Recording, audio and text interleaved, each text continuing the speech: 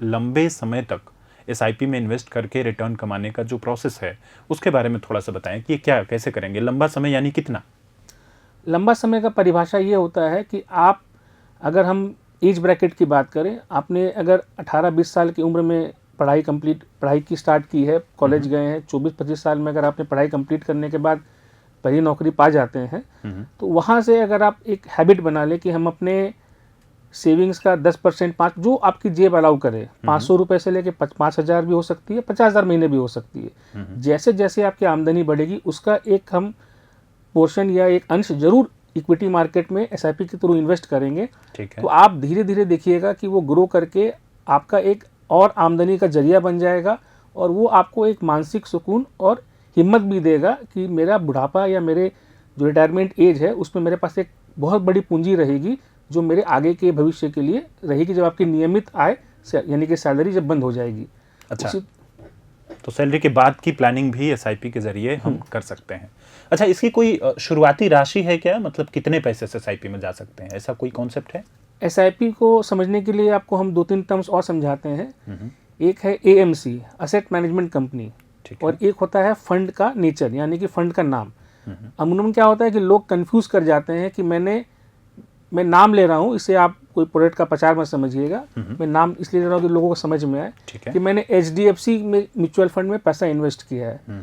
यहाँ समझने की दरकार है कि एचडीएफसी म्यूचुअल फंड एक एएमसी है, यानी कि वो कंपनी है जिसे सेबी ने लाइसेंस दिया है मार्केट से पैसा लेने का और इन्वेस्ट करने का। आपने किस फंड में इन्वेस्ट किया है वो फंड का एक नाम होता है। अच्छा, small cap, mid cap, large cap, multi cap, sectoral fund यानी कि बैंकिंग सेक्टर के फंड, रियल एस्टेट सेक्टर के फंड। तो आपको ये समझ लेना पड़ेगा अपने वित्तीय सलाहकार से, या अगर आप पढ़ने में इंटरेस्ट करते हैं, कि हम किस कैटेगरी ऑफ फंड में लगाएं। स्मॉल कैप मतलब होते हैं जो छोटी कंपनियां हैं जो आगे भविष्य में बड़ी कर सकती हैं। जैसे रिलायंस, अगर हमें नाम लूँ बिकॉज वो जाना माना नाम है, तो रिलायंस लार्ज कैप की कैटेगरी में आता है। ठीक है। पर कोई उभरती हुई कंपनी है जो लिथियम बैटरी बना रही है, वो स्मॉल कैप में आएगी अभी के ज़माने में। तो स्मॉल कैप यानी कि चूहा हाथी बन सकता है, तो आप जोखिम थोड़ा ज़्यादा ले रहे हैं। और लार्ज कैप है वो ऑलरेडी हाथी है पर वो हाथी बड़ा होगा, तो आप एक जोखिम कम ले रहे हैं। तो इसमें रिटर्न, चूंकि risk and reward go hand in hand, मतलब जितना आप जोखिम लीजिएगा उतना ज़्यादा रिटर्न मिलेगा।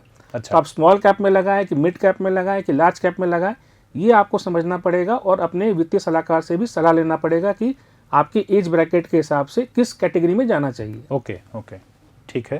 पर ऐसा कोई राशि नहीं है क्या? हम कुछ बता सकते हैं यूजर राशि में वही है कि हर एएमसी का अपना नियम कानून होता है। कुछ राशि कुछ फंड में 500 रुपये से स्टार्ट होती है, कहीं वो बोलते हैं 1,000 मिनिमम देना पड़ेगा, कई बड़े फंड्स वहाँ बोलते हैं कि हमें 5,000 चाहिए। तो अगर मैं राशि की बात करूँ, न्यूनतम राशि जो वो 500 रुपये भी हो सकती है, और 500 रुपये मतलब वो एक बार पर मंथ भी हो सकती है, या 5,000 रुपये भी हो सकती है। लम सम में कोई लिमिट नहीं है, पर हाँ कई म्यूचुअल फंड बोलते हैं कि अगर आपको एसआईपी शुरू करनी है तो कम से कम 500 रुपये की राशि हर महीने।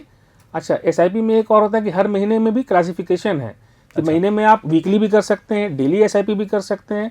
तो आपको ये देखना पड़ेगा कि आपको कितने रुपए इन्वेस्ट करते हैं, वैसे आपको एसआईपी की फ्रीक्वेंसी सेट करनी पड़ेगी कि हम वीकली एसआईपी चाहते हैं, मंथली एसआईपी चाहते हैं, और न्यूनतम राशि अगर हम माने तो 500 रुपये की राशि आप एक मान सकते हैं। प्रभातखबर.com, विश्वास वही, रफ्तार नहीं।